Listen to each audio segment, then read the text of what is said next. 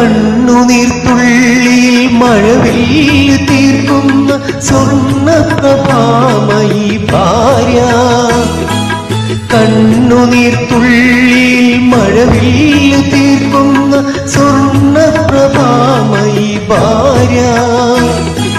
കാര്യത്തിൽ മന്ത്രിയും കർമ്മത്തിൽ ദാസിയും രൂപത്തിൽ ലക്ഷ്മിയും ഭാര്യ.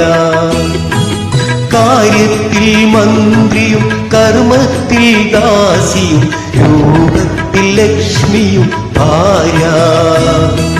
പൂമുഖവാതിൽക്കൽ സ്നേഹം വിടർത്തുന്ന പൂന്തിങ്കളാകുന്നു ഭാര്യ.